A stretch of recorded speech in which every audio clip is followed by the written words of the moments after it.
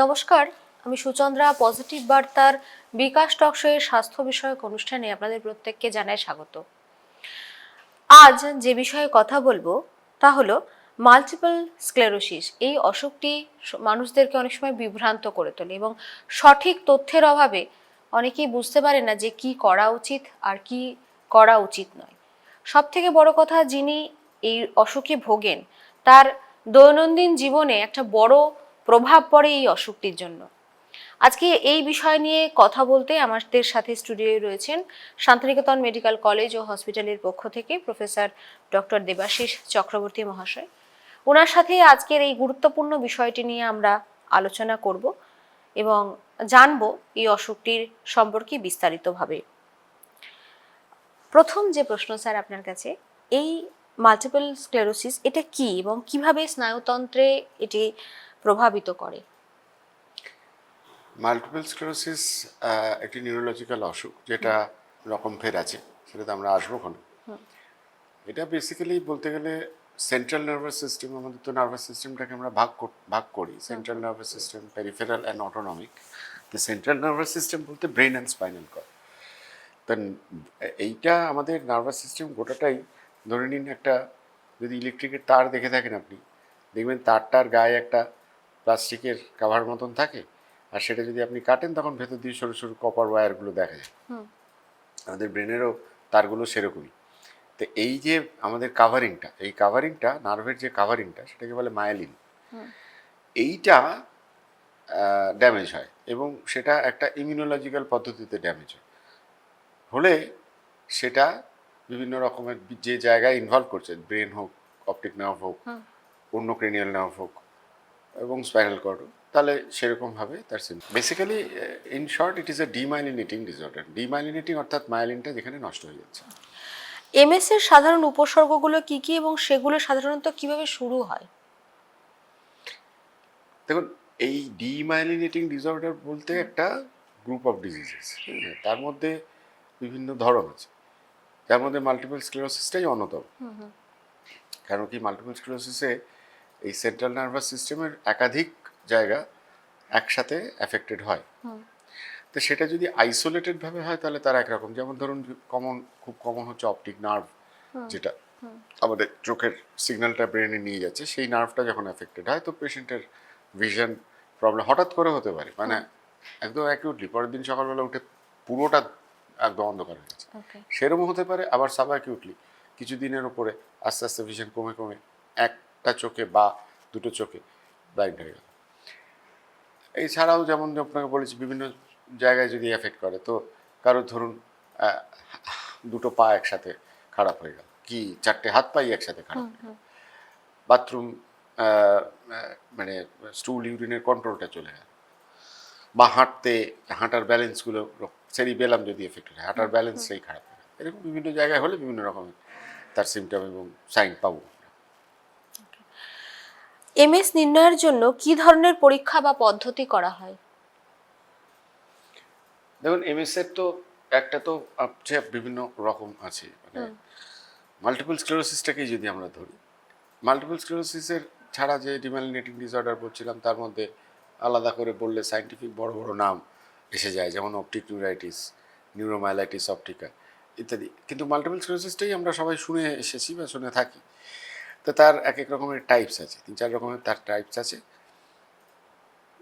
এইবারে আপনি যদি নির্ণয়ের কথা বলেন, তাহলে প্রথমত হচ্ছে রুগীর কী সিমটম নিয়ে এসছে। পার্টিকুলারলি দেখা যায় যে কোনো ইমিউনোলজিক্যাল অসুখ, সেটা নিউরোলজিক্যালি হোক বা অন্য সিস্টেমেরও, যারা এই নিউরোলজিক্যাল অসুখটা না অ্যাকচুয়ালি একটু মোটামুটিভাবে 20 থেকে 50 বছর বয়সী পুরুষ বা নারীদের মধ্যেই বেশি দেখা যায়, তার কমেও দেখা যায়, তার বেশিতেও দেখা যায়। তো সেটা একটা। 2 হচ্ছে মহিলাদের যে কোনো ইমিউনোলজিক্যাল ডিজিজের মতন এটা একটু বেশি কমন, কাজে হিস্ট্রি থেকে খানিকটা তার কি হয়েছে সেটা থেকে মাথায় রাখতে হবে। এবার যদি বলেন আপনি নির্ণয়ের যে প্রযুক্তিগত, সেটা তো ডেফিনেটলি মাল্টিপল স্ক্লেরোসিসে অনেক কিছুই আছে, তার মধ্যে যেটা প্রযুক্তিগতভাবে খুবই আমাদের সাহায্য করেছে সেটা হচ্ছে এমআরআই। এবং এমআরআইতে আমরা বিভিন্ন রকমভাবে এমআরআই করি এবং সেক্ষেত্রে আমাদের ডিজিজ ডায়াগনোসিসে খুবই হেল্প হয়। আরও কিছু আছে, যেমন পিঠের থেকে জল বের করে পরীক্ষাটা করা হয়, যেটা তার মধ্যেও প্রযুক্তিগতভাবে অনেক উন্নত মানের, এখন আমরা সেই পার্টিকুলার অ্যান্টিবডিগুলোকে বের করতে পারি কোনগুলো দিয়ে হয়েছে, কেন তার ফলে চিকিৎসা বদলে গেছে। এই রোগের সম্ভাব্য কারণগুলো কি হতে পারে এবং এটি কি বংশগত? না, ঠিক বংশগত বললে ভুল বলা হবে। আহ, ঠিক বংশগত নয়, কিন্তু হ্যাঁ নিশ্চয়ই একটা তো রিলেশনশিপ কোথাও আছে, কিন্তু ডাইরেক্ট হেরিডিটারি ডিজিজ বলতে যা বোঝায় এটা তা না। আচ্ছা। আর কারণ তো ঠিক জানা নেই, কেননা ইমিউনোলজিক্যাল কারণ তো বেশিরভাগই জানা নেই। এই যেটা হয় সেটা হচ্ছে, যেটা দিয়ে আমি আপনাকে আলোচনা শুরু হয়েছিল, যে মায়োলিনটা নষ্ট হয়ে যায়। এবার এই মায়োলিনটার গায়ে তো কিছু মায়োলিনের পরিচিতি হিসেবে তো গায়ে কিছু স্বাক্ষর আছে। এই অ্যান্টিবডিগুলো সেই স্বাক্ষরটিকে নষ্ট করে। তো এই যে অ্যান্টি মায়োলিন অ্যান্টিবডি, এইটা আমাদের শরীর নিজে থেকেই হঠাৎ করে তৈরি করে ফেলতে পারে, বা ধরুন কারোর একটা কিছু অন্য ইনফেকশন হয়েছে, এটা ভাইরাল ইনফেকশন হয়ে সেরে গেছে, এটা সর্দি কাশি জ্বর হয়ে সেরে গেছে, এটা পেটের গণ্ডগোল হয়ে সেরে গেছে, তার পরবর্তীকালে দেখা গেছে তার শরীর হঠাৎ ওই এমন একটা অ্যান্টিবডি তৈরি করেছে যেটা হয়তো সে ওই ভাইরাসটাকে বা ব্যাকটেরিয়াটাকে মারার জন্য করে থাকতে পারতো, কিন্তু সেটা অ্যাকচুয়ালি তার মায়োলিন নষ্ট করে দিত। তো কারণ খোঁজা মুশকিল। কারণটা ইমিউনোলজিক্যাল, অটো ইমিউন, মানে নিজের শরীর নিজের অ্যান্টিজেন, মানে নিজেরই অ্যান্টিজেন মায়োলিন মেরে ফেলছে, সেটাকে নিজে মেরে ফেলছে। মাল্টিপল স্ক্লেরোসিসের ক্ষেত্রে প্রকারভেদ রয়েছে এবং সেগুলোর মধ্যে পার্থক্য কি?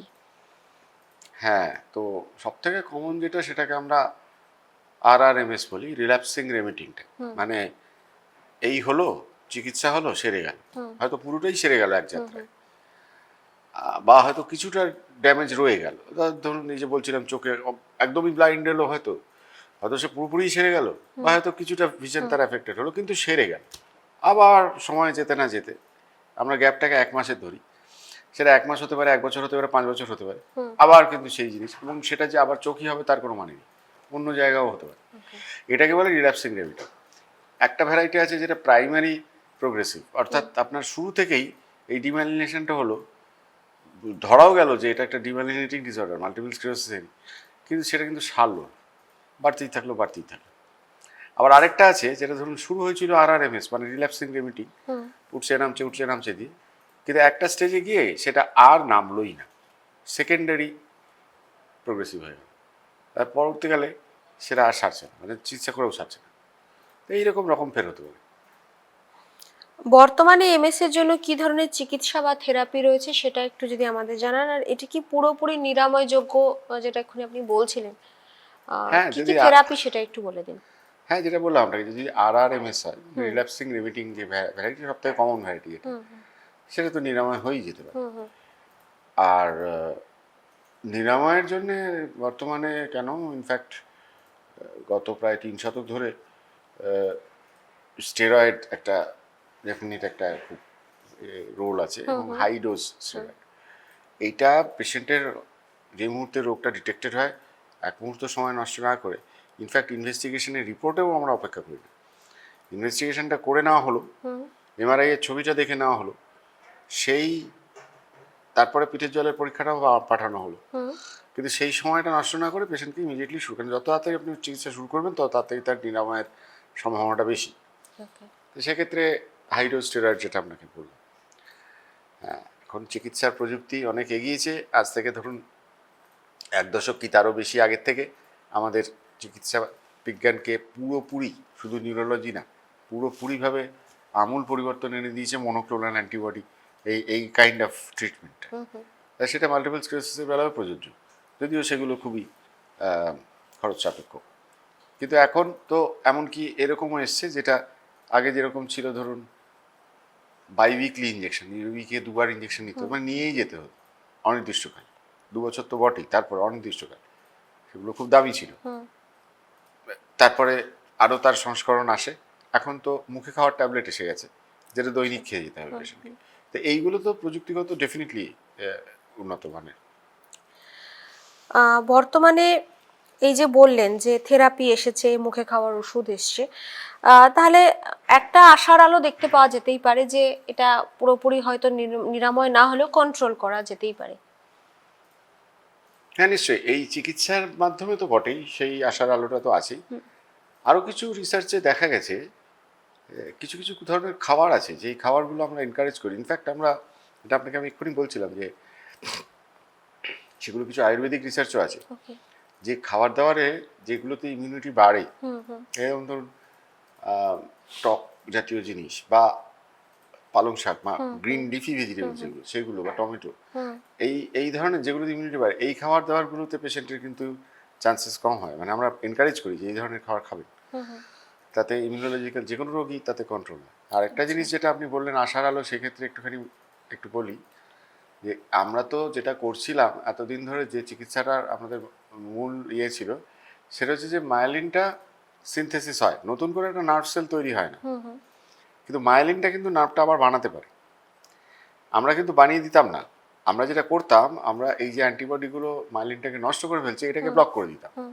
ফলে রোগটা বাড়তো না। এবার প্রকৃতি তার নিজের নিয়মে আবার করে মায়োলিনটা তৈরি করে রোগী ভালো হয়ে যেত। আচ্ছা। এখন যেটা নতুন রিসার্চ এসছে সেটা হচ্ছে আমরা কিন্তু মায়োলিনটাকে বাড়ানোর দিকে সেই যুগে এসে গেছি, হুম। যখন রিসার্চ চলছে, যাতে আমরা কিন্তু এনকারেজ করতে পারছি ওষুধের মাধ্যমে। সেগুলো এখনও অবশ্য মানে এতে আসেনি, বাজারে আসেনি, মানে ইউএসএফডি অ্যাপ্রুভাল হয়নি, কিন্তু সেগুলো রিসার্চে কিন্তু অনেক দূরে এগিয়ে গেছে। না, আগামী দিনে ডেফিনেটলি সেটা আসার, আর সেটা হলে আপনি যেটা প্রথম প্রশ্ন করেছিলেন, সেটা নিরাময়টাকে আমরা আরও পারফেক্ট করতে পারি। আচ্ছা। স্যার, এই যে রোগী, এই আক্রান্ত রোগীকে দৈনন্দিন জীবনযাত্রায় মানিয়ে চলতে কি কে কি করবে? মানে যখন দেখুন, তখনই তো সেটা এটা হতে পারে এমনিতে ইন বলছেন। জেনারেল নিউরোলজিক্যাল ডিসঅর্ডার্সের যেটা হুম কমন নিয়ে যে হুম ডিসেবিলিটি, এই multiple sclerosis is not a killing disease. এটা হলে যে মানুষটা মারা যাবে তা না। হুম হ্যাঁ, নিশ্চয়ই তার কিছু কিছু ক্ষেত্র বিশেষে আছে, সেখানে তার জীবন মরণ সমস্যা হতে পারে, হতে পারে না তা না, হুম কিন্তু মোটামুটি অন অ্যান অ্যাভারেজ এটা এটা একটা কিলিং ডিজিজ নয়, কিন্তু হুম এটা একটা ডিসেবলিং ডিজিজ, ক্রনিক ডিসঅর্ডার। এবং এই ডিসেবিলিটিসগুলোর জন্যে এত বললাম আপনাকে যে খানিকটা হয়তো রয়ে গেল, এবার সেটা বারে বারে হতে হতে বারে বারে হতে হতে অনেকটাই রয়ে গেল। কাজে সেক্ষেত্রে রিহ্যাবিলিটেশন একটা বিরাট অঙ্গ। তো যার ধরুন এই হাত পা কাজ করছে না, তাকে রিহ্যাবিলিটেট করা, তাকে, বা যার ব্লাডার কাজ করছে না ঠিক মতন, তাকে হুম। রিহ্যাবিলিটেট করা, যাতে করে সে আনুষঙ্গিক কমপ্লিকেশনগুলো অ্যাভয়েড করতে পারে এবং যতটা সম্ভব অন্তত সুস্থ সবল জীবন যাপন করতে পারে। সেক্ষেত্রে নিউরো রিহ্যাবিলিটেশন একটা বিরাট রোল আছে, স্পেশালি ইন মাল্টিপল স্ক্লেরোসিস। রোগীর পরিবার, সমাজ কিভাবে এখানে ভূমিকা রাখতে পারে? হ্যাঁ, সেটা তো ডেফিনেটলি রুগীর পরিবার তো এটাতে অবগত থাকা উচিত। ইনফ্যাক্ট রুগীকে নিজেও এ করতে হবে যে আমার এই রোগটা আছে, এবং ডাক্তারবাবু যদি বলে দিয়ে থাকেন যে এই ওষুধটা আপনাকে রেগুলারলি খেতে হবে, সো দ্যাট, কেন কি অনেক সময় হয় কি জানেন, যে হয়তো সে ভালো আছে, ভালো আছে, 6 মাস ভালো আছে, 8 মাস ভালো আছে, আমার করে দামি ওষুধ আর খাবো না, দূর দরকার নেই, কিন্তু জব করে তখন আবার হয়ে যায়। তো এইটুকু তার কিন্তু খেয়াল রাখা উচিত, তার পরিবারেরও খেয়াল রাখা উচিত, যে এই চিকিৎসাটা কিন্তু চালিয়ে যেতে হবে। চালিয়ে গেলে তবেই কিন্তু তার আগামী দিনে হওয়ার সম্ভাবনাটা কম হবে। এবং আরেকটা যেটা আপনি বললেন যে সমাজ, তো এই আমার হঠাৎ মনে পড়ে গেল, আজকে যেটা আপনি প্রোগ্রাম শুরুতে বললেন, আজকে কিন্তু ওয়ার্ল্ড মাল্টিপল স্ক্লেরোসিস ডে। হুম হুম তো এই যে multiple sclerosis international federation, MSIF, হুম হুম এরা এই দিনটাকে একটা ক্যাম্পেনিংয়ের দিন, একটা সমাজ সচেতনতা করার দিন। আজকে ভারতবর্ষের বিভিন্ন জায়গায়, পৃথিবীর বিভিন্ন জায়গায় কিন্তু এই দিনটা পালিত হচ্ছে। ফলে আমাদের multiple sclerosis society of India, তারই একটা অঙ্গ, MSIF-এরই একটা অঙ্গ, তাদেরও আমাদের বিভিন্ন স্টেটে তাদের অফিস আছে, এবং আজকে তারা পালন করছে। তার উদ্দেশ্যটাই হচ্ছে আপনার আমার মতন বসে জনগণের কাছে এটা তুলে ধরা, যে এই অ্যাওয়ারনেসটা, যেরকম একটা রোগ আছে, এরকম ধরনের সিমটমস হলে এটাকে হেলাফেলা করার যোগ্য ব্যাপার নয়, হুম হুম বা এটাকে কেউ স্ট্রোক বলে দিল বা কেউ অন্য কিছু বলে দিল তা নয়। আপনি ডাক্তারবাবুকে যান, প্রপারলি চিকিৎসা করান, কারণ এই রোগের নিরাময় তো আছেই, রিহ্যাবিলিটেশনের ফলে আপনি দীর্ঘদিন এ করতে পারবেন। দ্যাট রিমাইন্ডস মি যে দেখুন, বহু নামকরা লোক আছে বিভিন্ন ক্ষেত্রে, টিভি অ্যাক্টর, অ্যাক্ট্রেস ইত্যাদি। সব থেকে ইন্টারেস্টিং যেটা, এই দিনটাই যে পালন হয়, এই যে multiple sclerosis, world multiple sclerosis, এটা কিন্তু 2009 থেকে। তার কারণ 2009-এ লরি স্নাইডার বলে একজন, তিনি এভারেস্ট বিজয় করেছিলেন। তিনি মাল্টিপল স্ক্লেরোসিসের রুগী ছিলেন, এই ফার্স্ট একজন মাল্টিপল স্ক্লেরোসিসের রুগী। সবাইকে তাক লাগিয়ে হুম হুম চিকিৎসাবিদ্যায়, চিকিৎসা বিজ্ঞানের সাহায্যে এবং তার নিজের মানসিক জোরে জোরে। তিনি কিন্তু তার ডিসেবিলিটি কাটিয়ে উঠে এভারেস্ট বিজয় করেছিলেন। সেই জন্যই আজকের দিনটি পালন করা হয়। আচ্ছা। স্যার, এশিয়াতে এমএস নিয়ে সচেতনতা, চিকিৎসা সুবিধা এবং সহায়তা কতটা সহজলভ্য? দেখুন, আজকের তত প্রযুক্তির যুগে আজকে যা কিছু পাশ্চাত্য দেশে অ্যাভেলেবেল, সেটা আমাদের যে কোনো আমাদের এশিয়া বলতে আমি আমি যদি ইন্ডিয়ান সাবকন্টিনেন্টও ধরি সব কিছুই অ্যাভেলেবল। হ্যাঁ, একটা জিনিস ছিল যেটা আপনাকে একটু বলি, যে এই মাল্টিপল স্ক্লেরোসিস সম্বন্ধে আজ থেকে ধরুন 3 দশক আগে, ইনফ্যাক্ট আমাদের ছাত্রাবস্থাতে এটা জানা, এটা মানে মেনে নেওয়া হতো যে multiple sclerosis is a disease of temperate climates, অর্থাৎ যেখানে আপনার ট্রপিক অফ ক্যান্সার বা এই ট্রপিক অফ ক্যাপ্রিকন মানে উপরে মানে আপনার ঠান্ডা দেশে রোগ। কিন্তু এখন দেখা গেছে না, ট্রপিক্যাল কান্ট্রিতেও এটা ভালোভাবেই আছে। কাজে এশিয়ান কান্ট্রিজ, যেগুলো আমরা ট্রপিক্যাল কান্ট্রিজের মধ্যে ধরতে পারি, সেখানে তো নিশ্চয়ই আছে। এবং সেখানে তো এই বললাম যেটা আপনাকে, যে আজকে পুরো পুরো পৃথিবীটাই আপনার এই ফোনটার মধ্যে এসে গেছে। কাজে কোথায় কি হচ্ছে না হচ্ছে সেটা জেনে নেওয়াটা কোনো বড় ব্যাপার নয়।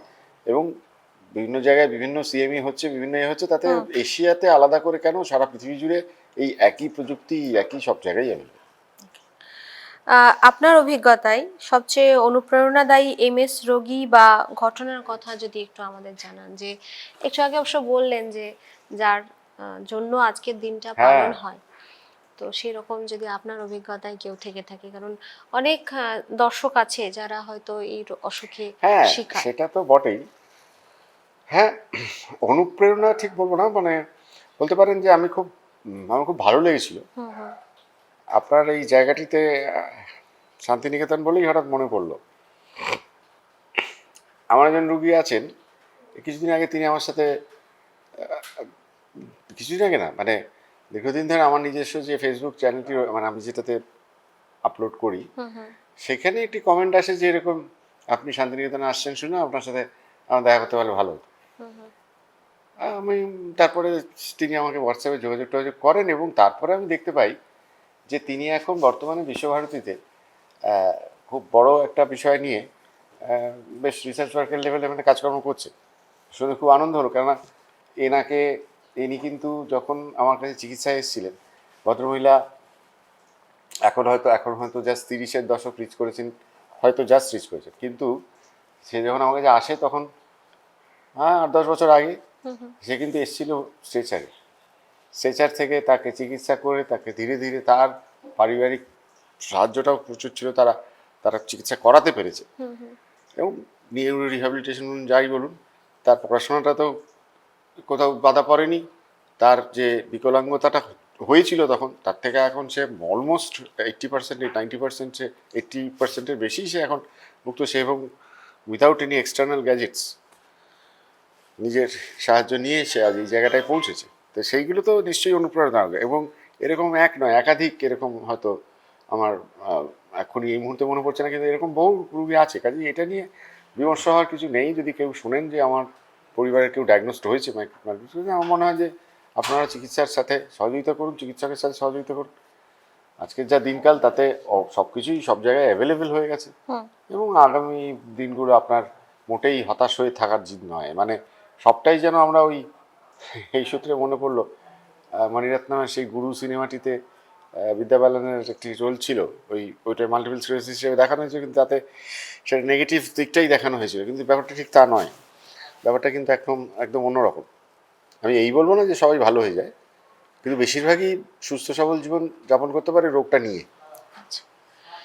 আপনারা শুনলেন, আজকে আমাদের বিশেষ আলোচনা ছিল মাল্টিপল স্ক্লেরোসিসের উপর। সকলে আশা রাখি যে এই আলোচনার মধ্য দিয়ে আমরা বিভিন্ন মানুষের মধ্যে সচেতনতামূলক বার্তা দিতে পারছি, যাতে অসুখ নিয়ে বেঁচে থাকবেন, এটা থেকে হয়তো আপনারা অনেকেই বেরিয়ে আসবেন, এবং একসাথে সঠিকভাবে যদি চিকিৎসার মধ্য দিয়ে যান, তাহলে সব ধরনের অসুখই আজকের দিনে কিন্তু নিরাময়যোগ্য। সকলে ভালো থাকুন, সুস্থ থাকুন, পজিটিভ থাকুন। Think positive, be positive, positive বার্তা। নমস্কার।